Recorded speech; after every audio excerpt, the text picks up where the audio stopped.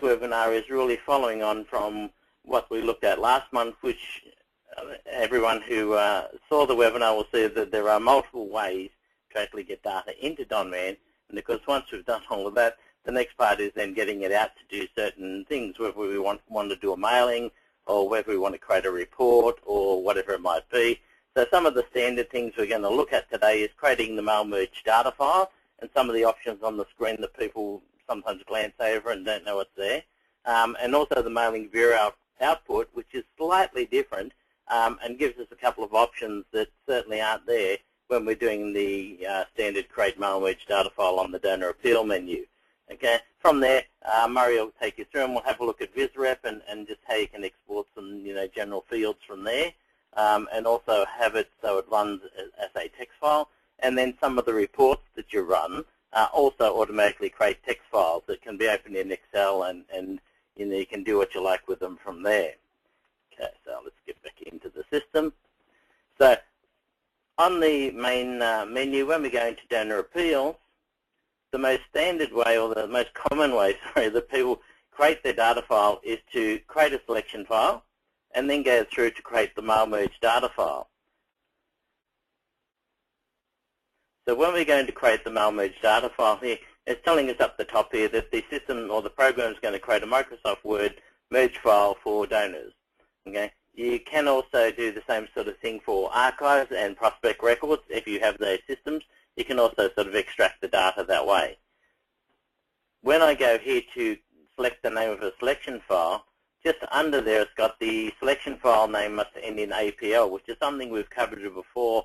We've sort of taking data from an Excel sheet and just peeling off the list of donor numbers and then saving that with the extension of APL so that Donman knows it's a selection file which is nothing but a list of donor numbers.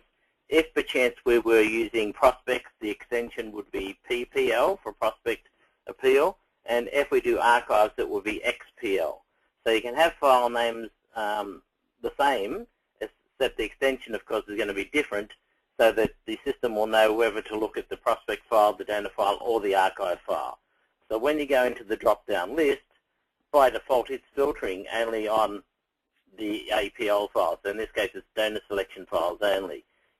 When you go into here on your own system, you'll probably find that there is a huge list of selection files that have been created, and some of them may be very old, and there is a cleanup utility that we've sort of had a look at previously on cleaning up the selection files. But for this case here, I've got a newsletter for October 2014 selection I've created previously. So if I select that, if I enter, the system will then come up with a box here, and enter again, the system will automatically count how many records are in that selection file. So the count is a very good way for identifying that I have got the right file for myself. So if I haven't given it a very nice clear name like that, in this case it's basically saying I know exactly what it's for. It's for my October 2014 newsletter. So it's my mailing list people, but sometimes I might call it, -1, -2, -3, and after a while of mucking with selections and deduplicating and stuff, sometimes we just forget which file it is, but it's normally the number of records that sort of gives us a good hint as to, yes, I've got the right file, or no, I haven't. Okay, so you don't have to do anything there, just enter the system or automatically count them. Okay. From there, the first of the options available is use the alternate salutation. So that's a field that's on the donor record that a lot of people don't use, and most of the time it's not necessary. But if I had, perchance, on the donor screen a more formal salutation note, so I had, dear Mr. Jones, and I wanted to have an alternate salutation as dear Robert, then I could certainly store that on the donor's record. And at this point here, I've got the option to use the alternate salutation, if it exists on the donor record. So it's not sort of an option for each donor. It's just saying if you select this, it's going to use an alternate salutation if it exists for every donor that's in the selection file. The next one down is a fairly handy one if we're doing something with a mailing house where they want to know, say the person's donation total for a period or something like that. And this is the option where I can extract that information.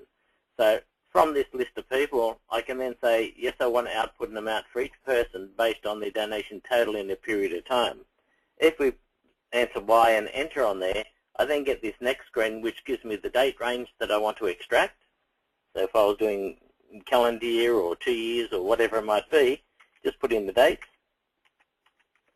So if I, in this case, just said from the 1st of the 1st, 13 till today's date. So I think everyone who's played with Donman a little bit will know that T in a date field is today's date. If perchance I did T-7, that will be a week ago. Okay. So from there, I've also got the option, apart from the date ranges, to select or exclude particular campaigns or campaign groups. Down the bottom, you've also got an option to select only donations with specific ledger codes. So this would really depend on what it is you're trying to extract from the data and what use you're going to have for it later. In this particular list, I'm just saying, look, I'm not worried about which campaign they've given to. I'm just looking for people that have donated. Whereas if I had maybe sales campaigns or something like that, I might say, look, I want to exclude those from the total so that the total are more to do with just donations and gifts. So for this particular one, I'll say no. But if perchance you do say yes, so here I'll say by campaign yes, you then get the option, just like you do when you do an appeal selection, of choosing a campaign or campaigns to suit. Okay? So you can choose that, or you can choose by the group. So one way or the other, you can certainly narrow down the actual data that's going to be extracted from the system. Okay. The same for the ledger codes. If I say yes there, and then I'll have a list of all my ledger codes, and I can choose that I only want, particular sorts of money. So I might say, look, I don't want merchandise sales, I don't want raffles, etc. I just want donations, or telemarketing donations in this case, where I might not want raffle income. So it really depends what you're trying to extract at the end, but you've certainly got a few options here to specify. So for this one, I've said no, don't care about particular campaigns or groups or ledger codes. I just want to extract an amount for each person based on the date range that I've put up the top there. From there, if I enter, use the second address file, would be yes. So if I was writing to people where I was perchance doing deliveries or something like that, then I might have a address in my list here for a delivery address for certain people. Okay. So again, the system won't ask you for every donor. If I select one of the address codes here, the system will look at each donor record, look at the address file and say, yes, they have got an address with that code on, and that will become the data that gets extracted. So you don't get two addresses that come out. You only get either the one on the main screen or the one that's under the person's second address that you've selected in this option here. Okay. The next option down, formatted name and address with empty lines removed, or separate fields.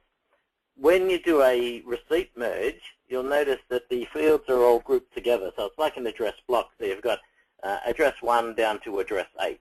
So in the case of receipts, that's nice and handy because you can just put in the fields and you don't have to worry about whether the field has got no data in it or anything like that, because Word will just sort of sort it out from there.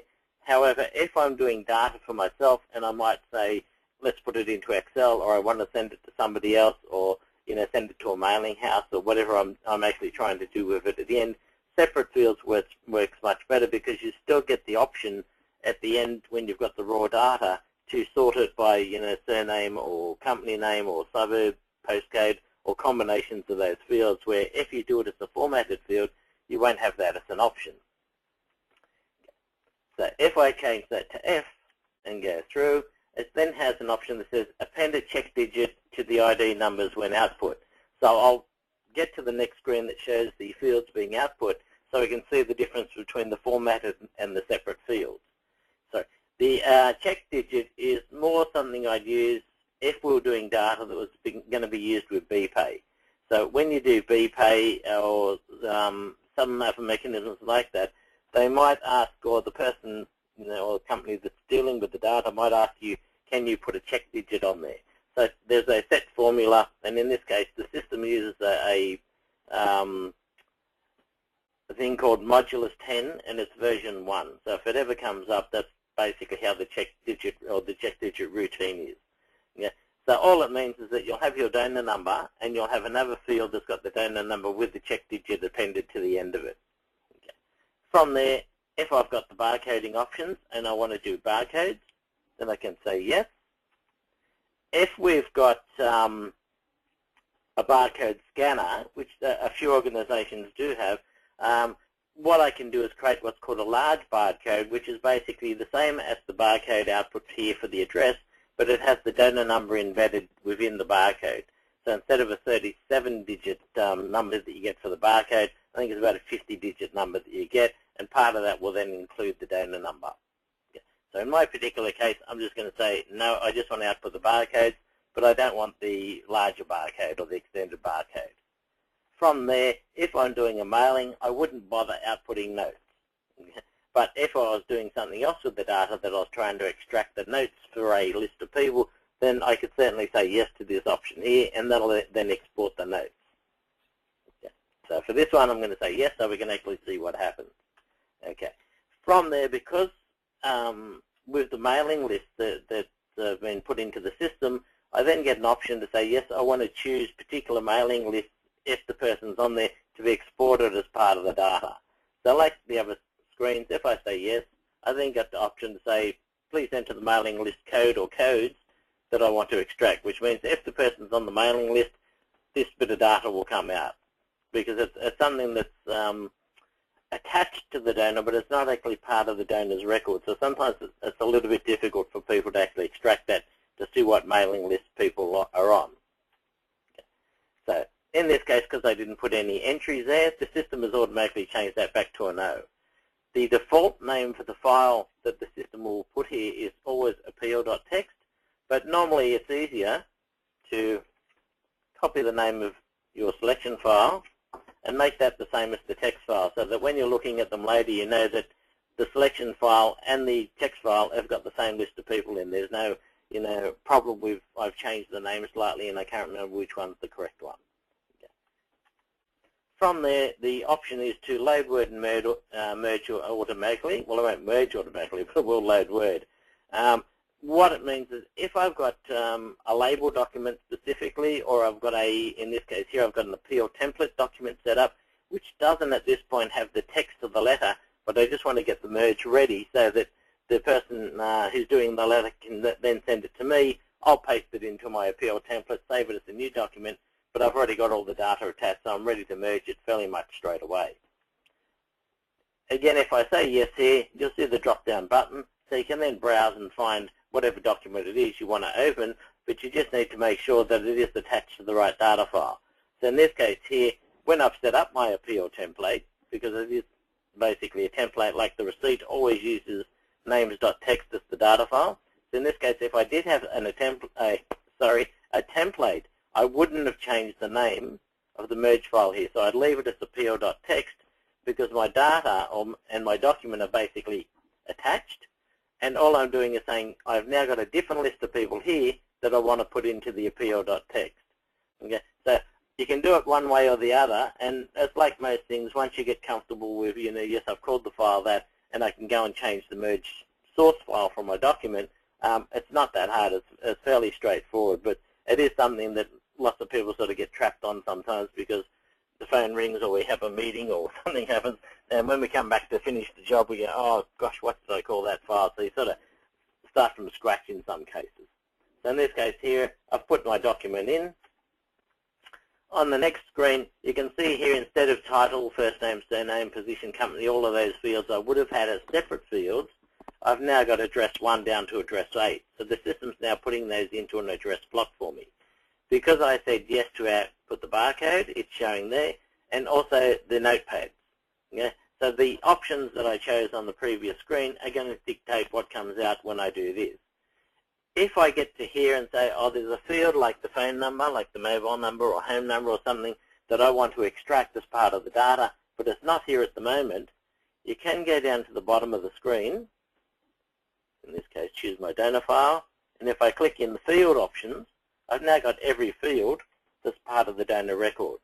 Okay, so I could then just say I want to extract the phone numbers. Okay, once I do that, you can see they've now been added to the list, and they will stay as part of the list unless somebody physically removes them. So if somebody comes in next time and says, oh, I don't need all those fields, and they remove them, they're not going to be in your, what we assume is the standard output. Yeah? So it's fairly easy to go through it and say, yes, I want to delete a field, but it's much easier to say, because there's quite often multiple people using the same system to create the data, that if we leave fields there, it's very easy, to not use them when you do a merge, or even if you put into Excel to actually delete those columns, than it is to muck it up at this point here.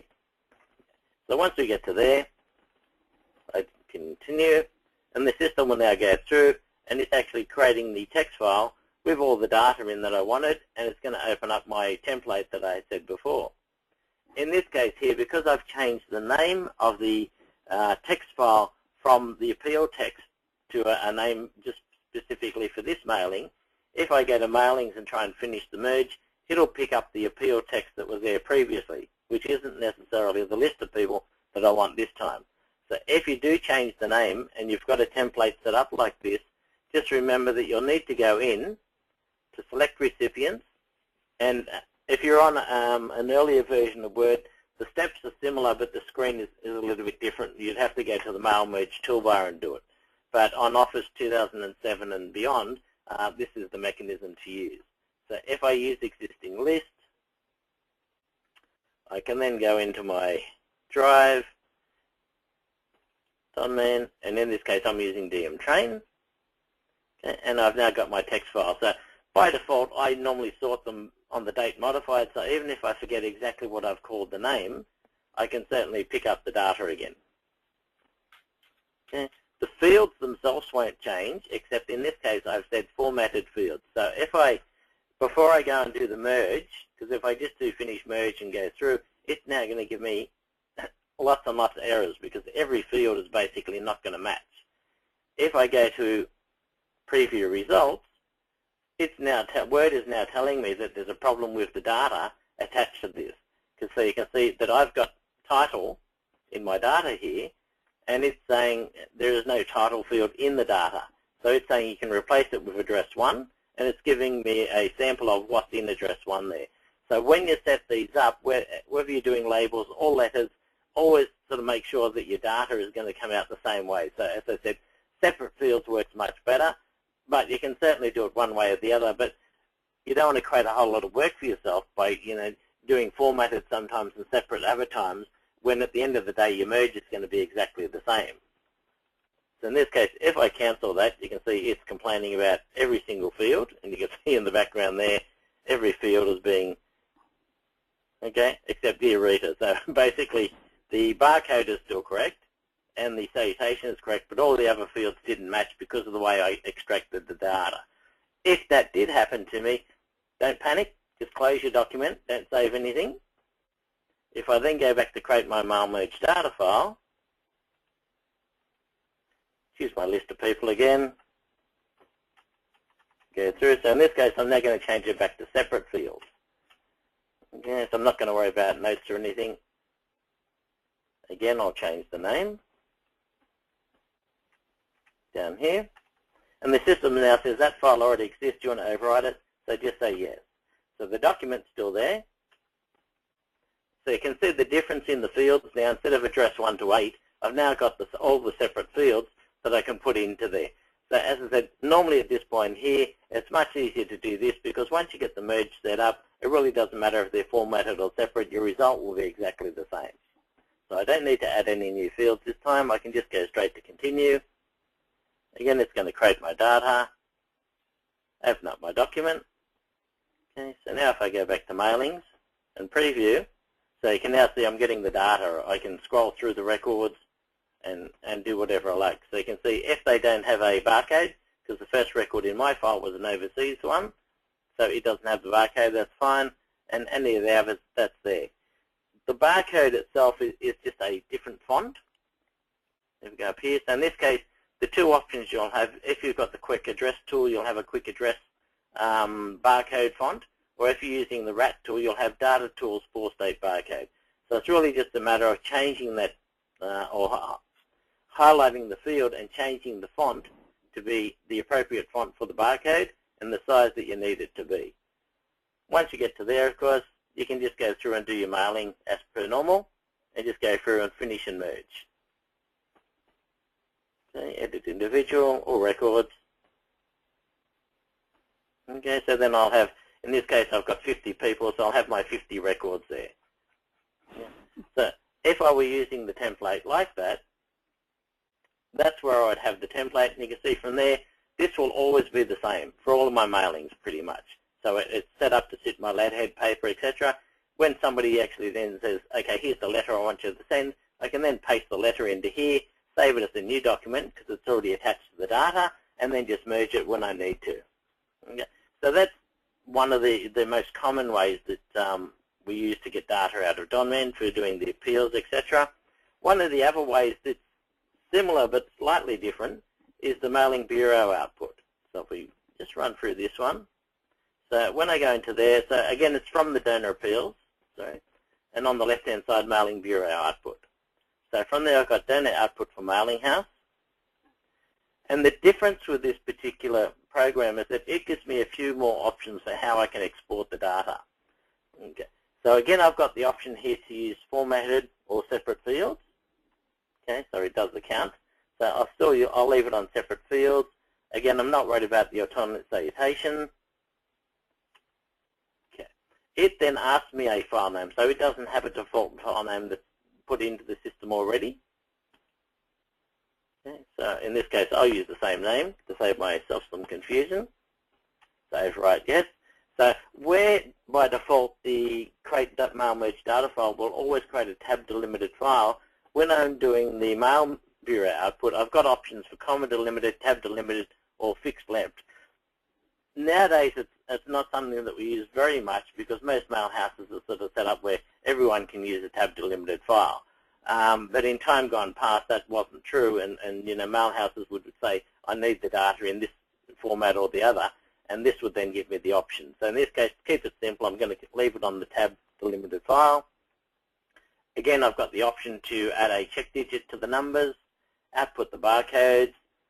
So the same, similar, not the same, but similar options that I had to the other output program when I do the create mail merge data file. So output a header row, yes or no. Again, that is to do with a mail house specifically, where sometimes they might say, we don't need the header row, but in most cases it makes life much, much easier if you do have it. Okay. From there, this is where this one does fling off to be a little bit different. There is a mechanism in the system called a next ask table.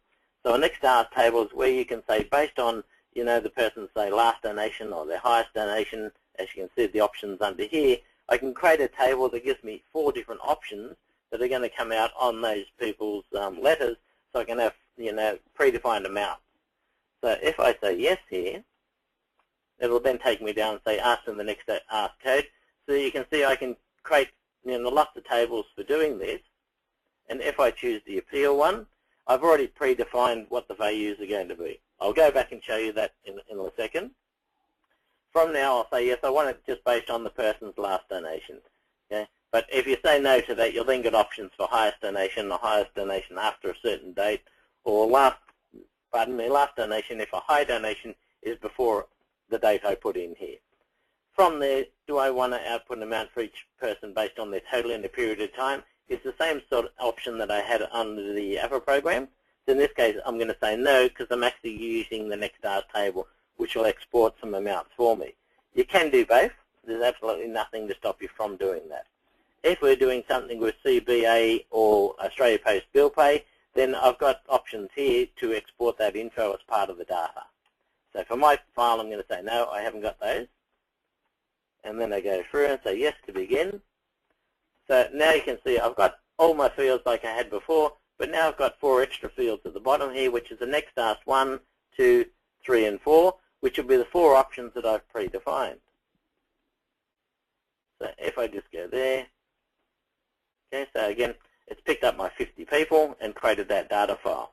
It's now coming up with the screen, just giving me a bit of a heads up of what I've done. In this case, I'm going to say, no, I don't need to worry about that. So the next ask table that the program was referring to in there is created on the same menu. And if I just page down, so you can see that you can create a code here, give it a descriptive name, and you can then predefine the values or the dollar ranges here and what values you want to have on the person's coupon basically. So instead of having to make lots of decisions, you might predefine those, and you can just set up the table, and that's what's using that. Okay? So they're the two most common ways that we can pull data out of Donman from using a selection file specifically for doing a mailing. So I'll hand over to Murray now, and he'll take you through some other ways to help you get some data out. Okay, thanks Gary for that. What I'm going to start having a look at is, first of all, is Visual Reporter. Now, we have had a number of different webinars over the past on different aspects of Visual Reporter, including one where we're extracting into Excel for using with pivot tables and some extra options there. So if you're not particularly familiar with VisRep, I'd encourage you to have a look through some of those previous webinars. They're available in the ASI website under the Donman community, and also if you go to the donman.net.au website, you can have a look at those under What's New. So I'm going to assume at this stage that you know enough about VisRep to at least be able to generate some sort of report. VisRep is probably one of the best tools if you want to be able to export data that's not specifically from the donor record. What Gary's looked at is exporting data about donors, essentially, based on selection files. But if we go into Visual Reporter, we go in via Reports, Reporter, and then Visual Reporter. Now, we do have a few other old report programs that you may have on your menu. These can also be used to do similar sorts of things, but not quite to the same extent as Visual Reporter. So when I go in there, I've actually set up a little report. So I'm just going to open report format, and I've called it Current Big Donations, and it essentially looks at donations within the current month, where the donation is greater than $100. So if we just have a quick look at that, you can see it's running through and generating it. Now, in this case, what you'll notice is that I'm outputting the data for all donations over $100 in the current month, but I've split it up by campaign code, and I've given a total for each campaign code and account. So we've got, well, 2 donations for a lot of these, and then 1 or 2 here. Essentially, I'll assume that you can generate a report, something a bit like this. Having generated the report on the screen, we verified that that's what we want. We can now output this information to a text file. I can do that by going up to the top corner, and I select File, Save Report Data as Text.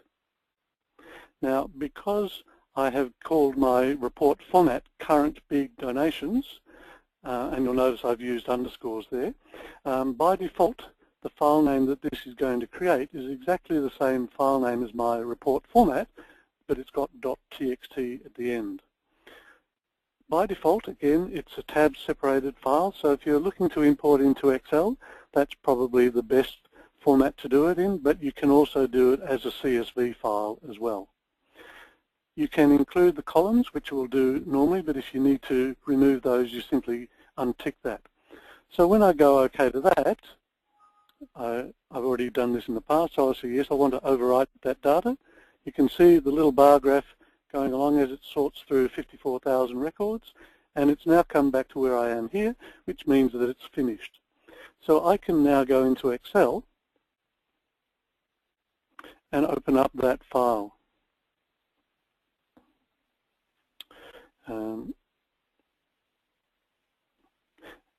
Okay. Now, by default, Excel will look for Excel type files. I'm going to change that in this case to text files.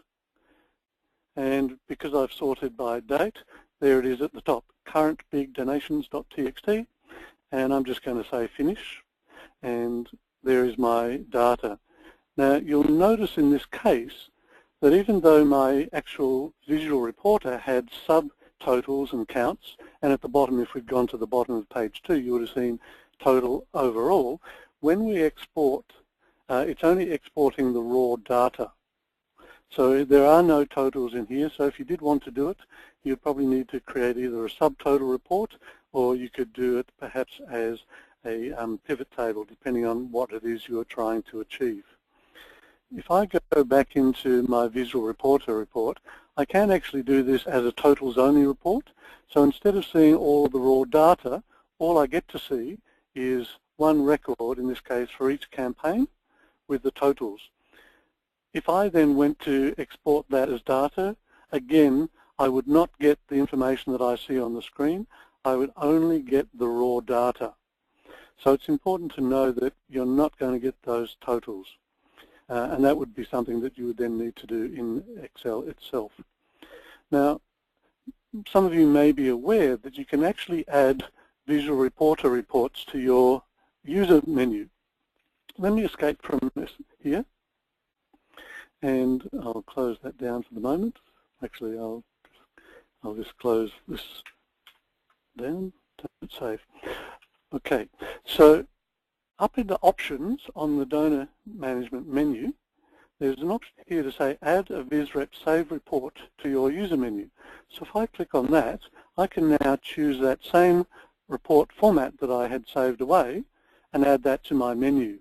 So by default that will appear as VisRep report current big donations, but I might just delete that and save that.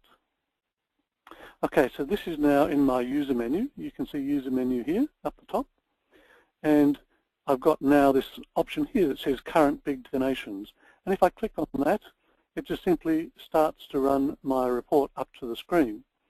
And that's probably fine, and once I've done that, or even before that finishes, I can do what I did before, and I can go File, Save Report Data as text.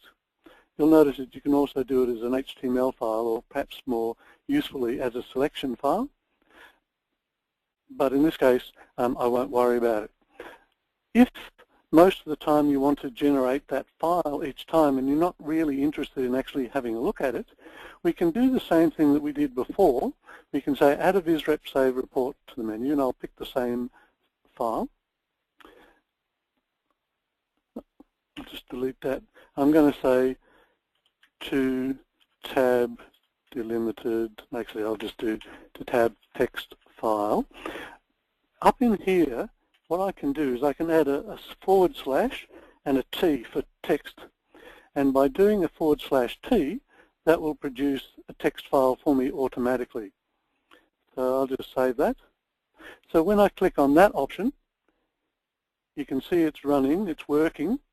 You can see the little bar graph, and now that it's finished, it's now updated that text file. There are a couple of other options that I can do, so if I repeat that again, so I'll pick this option. If I go /T and then a C for comma delimited, the file that we'll create will be a comma delimited or CSV file. And the final option, I'll do this one again, is to do it as a selection file. And to do that, you can just go /T and then S for selection file. So maybe I'll change the name for this one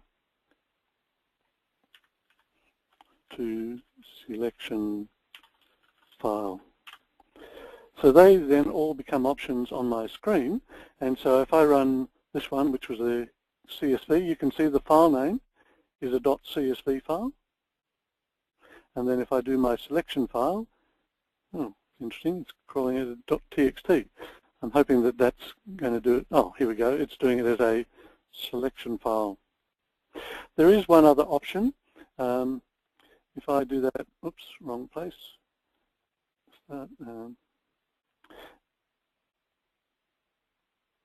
I can add an option here, which is /n for name, and I can actually give it a different name. So if I want this to be, well, let's say I want it to be a tab delimited, well, no, I'll make it a CSV file, but I want the name to be murray.csv or something like that, then that's the file that it will create.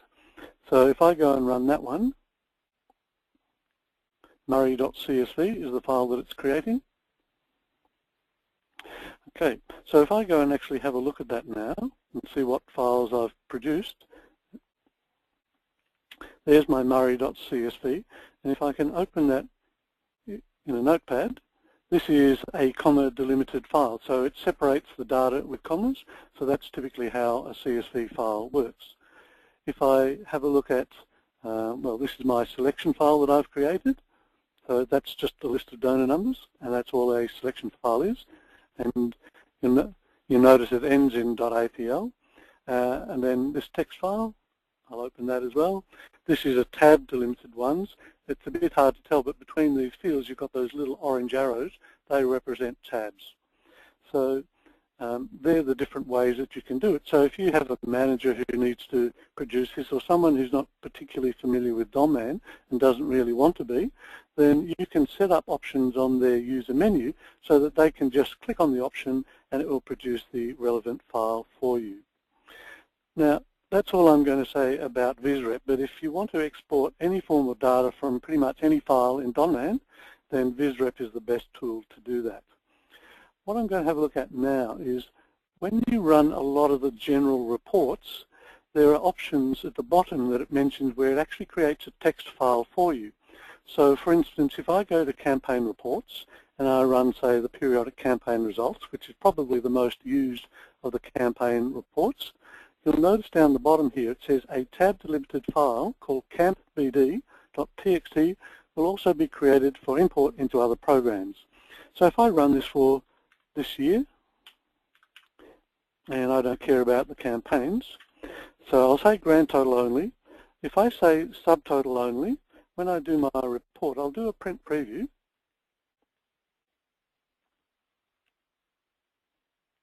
Okay, so here you can see for each campaign there are a number of donations, all of which were in this year. Well, there's a nice big one. All right, but it also gives you subtotals. Because we chose not to only do subtotals, the file that it produces will only have the raw data, not the subtotals. So if we go into our DM work directory, there should be a subdirectory called report_txt. This one here, report_txt. So that's where all of these things are going to be created, and the one that we ran was the camp BD. So if I sort by date, again you can see that that's the most recent one. So again, I've just opened that up as a text file, but you can see that it's tab delimited, or if I open that in Excel, again I'll need to go into my report, and at the moment it's already picking text files, so I'll just pick camp BD. It's read only because I've still got it on the screen in my other system, but that's read only, that's fine. I'll just finish, and here's my spreadsheet with all the same data, but again you notice that there are no subtotals. However, let me close that, and I'll close this again and go back to that screen. This time, if I run it exactly the same but say yes, I only want my subtotals and do a print preview. Okay, so now I just have one line for each campaign that's involved, and because of that, the program will actually output just one line per donor. So if I go back into Excel and open the file that I just closed off, campbd.txt, now I simply get one line per campaign. Okay, so depending on what you choose there, the data will either be the raw data or the actual accumulated or subtotaled data. Now that applies for a couple of different reports. Let me go back to this report, close that down. If we were in, say, the ledger reports, the ledger breakdown report is very similar. In this case, it's going to output to ledgerrpt.txt, and depending on whether you say subtotal for each ledger code, yes or no, you will either get each individual donation record or you will get the subtotals for each by ledger code. Now, not every report has that facility there, but more and more are being developed like that, so you'll probably find a number of them are there. For instance, if I go to statistical report, this first one here is a useful one, general item breakdown by dollar. And this allows me to break down my donor database based on any field on the donor record. So in this case, I'm going to do it by donor type. I'm going to use today's date as the basis. I do a print. Down the bottom here, you can see it says allbdown.txt will be produced. And so when I run my preview, the information that I get here is exactly what's going to go into my spreadsheet if I open up that file. So this one is a good one if you want to find out just how many donors you've got of each type. You know, you've got each of the different donor types being used, some information about their donations in the past year and the year before that, when people last gave with total numbers. So here you can see for individuals, we've got almost 10,000 of those, whereas we've only got one hospital or whatever these things are. But again, that could be opened up, that allbdown.txt could be opened up in Excel, and you could then pop that there and do whatever it is you would like with that. So a lot of those reports have that facility. The next one I'm going to have a look at is one called the Table Reporter. Now again, I'm going to assume that you know something about that. Table Reporter essentially though gives you a cross-tab report where you can do a summary of a file based on two separate things. So for instance, if I go in, and I'll be fairly quick here, but I'm going to generate a file, a report on the donor file. The selection file I want, I'll just leave that blank. Same with the filter. Across the top, I want to put the sex, so I know whether they're male or female or both or unknown. And I don't need any particular values for that. And across down the page, I'm going to put the state. So I'm actually going to get a breakdown by state and by sex.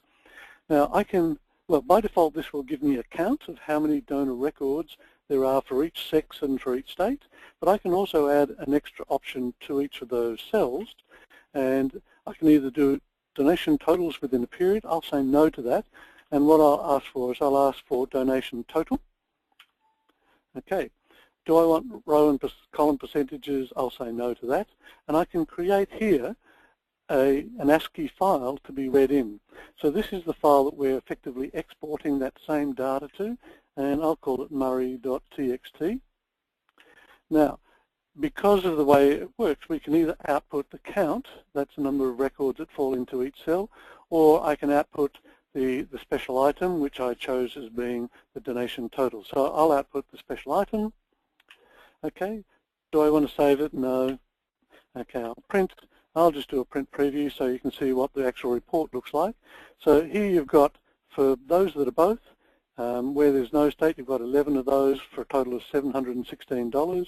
If we come down to, say, Victoria, there are 19, like Mr. and Mrs., and that's their total. You've got 9 people where we don't know their sex. You've got 61 females, 37 males, for a total of 126 donors in Victoria. And if we say look at male, we've got a total of 3,716, and you've got the total values as well. If we go and actually open up that file in Excel, I'll just close this down. Okay, I'll just close that one, I don't need that. So if I go File, Open, again this is going to be created in my DM Work directory, and I'll change that to text files again, sort by date, and there it is, and I'll just import that. Okay, so there's the data, exactly what we saw before, except I had to choose either the count or the dollar amount. So what we have in here are effectively the dollar amounts. Now, we're running a little short of time. I just should mention that there are other parts throughout the system where you can often generate you can generate actual files. For instance, I'm just trying to see where, don't know where my program is loading. Okay, I've got a problem there. That's not very good. Okay, so we'll just go back in.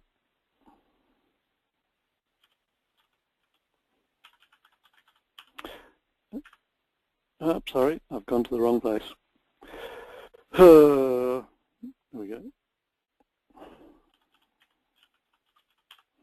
So say in the volunteer system, you've got the option to create a volunteer selection, but in fact, when we go in there, it has the option to create a merge file. So we can create a merge file, and that can create information about not only the donor from the donor record like Gary was showing you, but you can also incorporate information from the actual volunteer record. Other places you can generate those sorts of files, places like the in memoriam system, the raffle system, function system, or essentially anywhere within Donman where you can create a mail merge data file. Typically you'll be able to add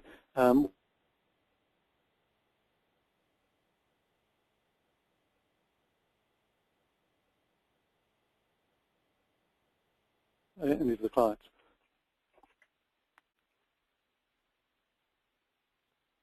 Hello, Mala?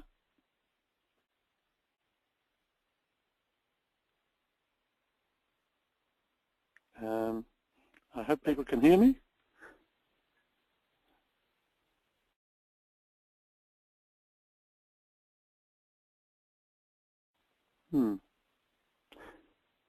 Are you there, Murray? Sorry. Oh. Hello. Sorry, I couldn't unmute myself. It was having some issues there. Oh, so you were hearing me. I'm clear. Okay, all right, great. We can hear you. So just a reminder, we actually haven't got any questions posted yet. So if anyone does have any questions, they can start writing them now, and we'll run through them.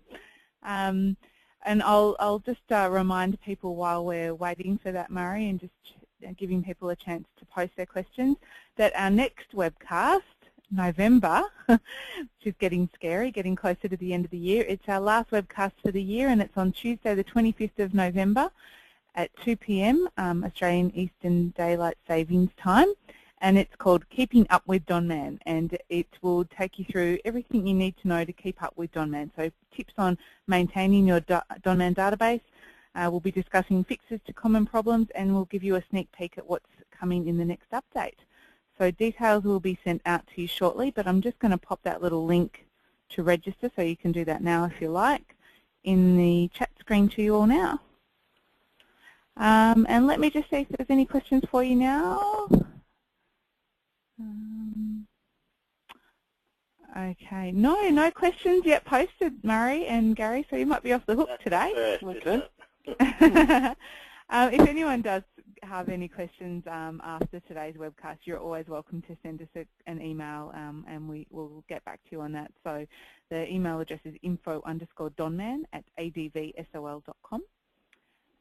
So we might wrap it up there today, guys. So thank you, Gary and Murray, for your efforts.